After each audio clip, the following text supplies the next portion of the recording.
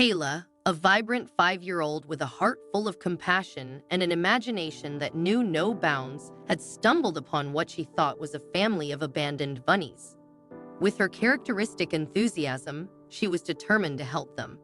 On that fateful day, she had been playing in the backyard when something in the bushes caught her attention.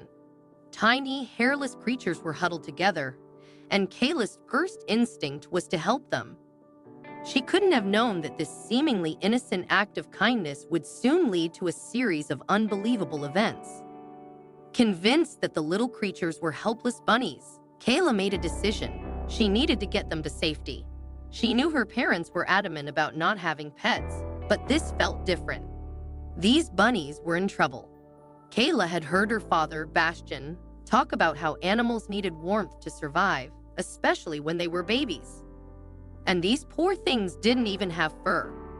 Her mother, Erica, was busy in the kitchen, and her father wouldn't be home for a while. If she acted quickly, she could hide the creatures in her room before anyone noticed. With a mix of excitement and nervousness, Kayla gently gathered the creatures, surprised at how heavy they were compared to other animals she had held. She expected them to hop away, but they stayed still in her arms, another odd thing that didn't quite fit her idea of what baby bunnies should do. As she carried them upstairs, she noticed something else peculiar. These bunnies didn't have the long ears or strong legs she was used to seeing. And why were they bald? Once in her room, Kayla created a makeshift bed out of blankets and gently placed the creatures inside. But as she sat next to them, her mind raced. How was she supposed to take care of them? Did they need special food? Water? Would they survive without their mother? Her initial confidence started to waver, and Kayla's emotions got the best of her. Tears welled up in her eyes as she realized she might be in over her head. Finally, she knew she had to tell her mother. Rushing downstairs, Kayla blurted out the entire story to Erica, her words tumbling out in a tearful jumble. At first, Erica was concerned that her daughter had brought wild animals into the house. But when Kayla led her upstairs and showed her the creatures, Erica's concern turned into puzzlement. Kayla, Erica began cautiously. These don't look like bunnies. We need to take them to the vet and find out what they are. Kayla's heart raced as they bundled up the creatures and drove to the local veterinarian. The waiting room was filled with the usual hustle and bustle. Dogs wagging their tails, cats mewing from their carriers, and pet owners chatting softly. Kayla clutched Erica's hand tightly, her eyes darting between the box that held the creatures and the people around them. No one seemed to notice the odd passengers they had brought. When their name was finally called, they followed the vet into the examination room. The vet, a kind but no-nonsense man in his late 50s, took the box and opened it to inspect the animals. His initial calm and professional demeanor shifted almost immediately. His brows furrowed as he prodded one of the creatures gently. His hands froze mid-examination, and his face turned pale. He stepped back, muttering something under his breath before turning quickly to his assistant. "Call animal control. Now," he instructed, his voice laced with urgency. Kayla and Erica exchanged worried glances, unsure of what was happening. The vet, visibly shaken, sat down at his computer and began typing furiously, searching through files and databases. When he finally turned to face them, his voice was softer, almost hesitant. These aren't bunnies," he said. "I've never seen anything quite like them before." Moments later, 2 uniformed animal control officers arrived. Their entrance added an air of seriousness to the situation, and everyone in the room fell silent. The officers, with calm professionalism, approached the table and began examining the creatures under the vet's guidance. After a few tense moments, one of the officers straightened up and addressed Erica and Kayla.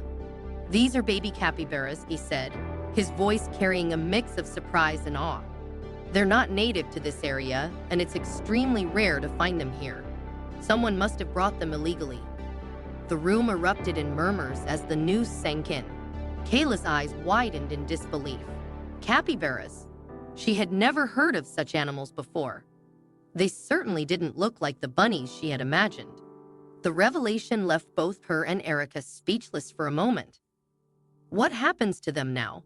Erica asked, concern edging her voice. The animal control officer assured them that the capybaras would be taken to a specialized rehabilitation facility where they could be cared for properly. He explained that capybaras were semi-aquatic rodents native to South America, and that raising them in the wild without proper care was dangerous for both the animals and the local ecosystem. The fact that these babies had been found in the wild meant that someone had likely smuggled them into the country illegally. "Don't worry," the officer added. "We'll make sure they're safe." Kayla, though disappointed that she couldn't keep the creatures she had found, felt a sense of relief knowing they would be taken care of. She had tried her best to help them, and now the professionals would make sure they survived. Over the next few weeks, Kayla and Erica stayed in touch with the Rehabilitation Center, checking on the progress of the baby capybaras. Each time they visited, they were amazed at how quickly the creatures were growing. The once small, hairless babies now sported coats of fur and had grown significantly in size. They were thriving in the care of experts, swimming in their enclosures and interacting with the other animals at the center. During these visits, Kayla and Erica developed a bond that deepened their relationship. What had started as a simple act of kindness from a little girl had turned into a shared experience that brought mother and daughter closer. They learned about capybaras together, reading books and watching documentaries to understand more about the animals Kayla had rescued. Each visit to the Rehabilitation Center was a new adventure, and Kayla's fascination with animals grew. Kayla's act of compassion also sparked something larger in their community. After news spread about the capybaras, people in the neighborhood became more aware of the dangers of illegal wildlife trade. Animal control and local authorities used the capybara case to raise awareness, and the story even made it into the local news. Kayla became something of a hero, her innocent discovery shedding light on a serious issue.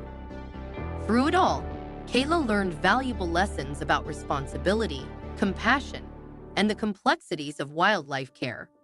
The initial shock of learning that her bunnies were actually capybaras gave way to a deeper understanding of the natural world.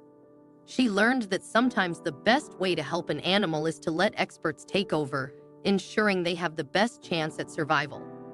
As time went on, the capybaras grew strong and healthy, and eventually, the day came when they were ready to be released into a larger, more natural habitat designed for animals like them.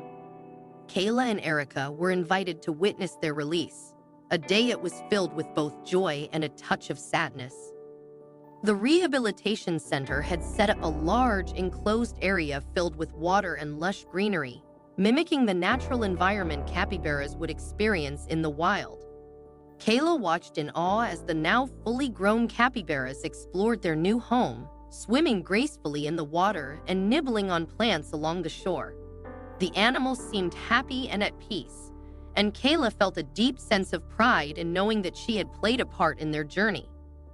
As they stood watching the capybaras settle into their new habitat, Erica wrapped an arm around her daughter's shoulders. "You did a good thing, Kayla," she said softly. "You helped them find their way to where they belong." Kayla beamed up at her mother, her heart full of pride and gratitude. The experience had taught her so much, not just about animals, but about herself. She realized that even at 5 years old, she could make a difference in the world. And although the capybaras had been a surprise, they had brought her and her mother closer than ever before. In the months that followed, Kayla's love for animals only grew. She spent her free time learning about different species, and she dreamed of one day becoming a veterinarian, just like the one who had helped her that day in the clinic. And though the capybaras had moved on to their new life, the impact they had on Kayla's life and the bond they helped create between her and her mother would last a lifetime.